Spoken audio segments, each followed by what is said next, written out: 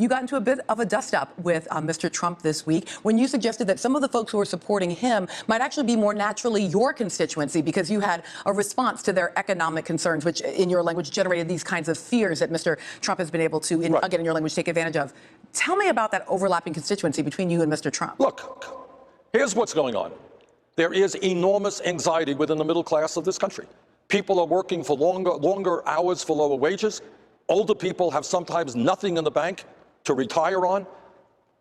Young people cannot afford to go to college.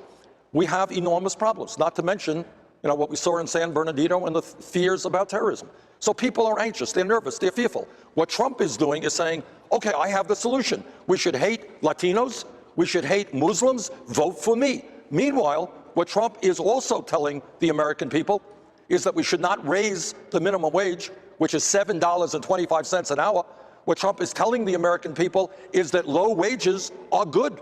That's good for America. What he is telling the American people is he wants to see hundreds of billions of dollars in tax breaks for the top 0.2%. And that's the word we have got to get out to working class people who are inclined to support Trump. It's old-fashioned trickle-down economics. The rich will get richer under Trump's ideas, and the middle class will continue to decline. We have an agenda that speaks to the real needs of working families, how we can rebuild the middle class, how we can demand that the wealthy stop paying their fair share of taxes. So that's the appeal that we're making to some of Trump's supporters.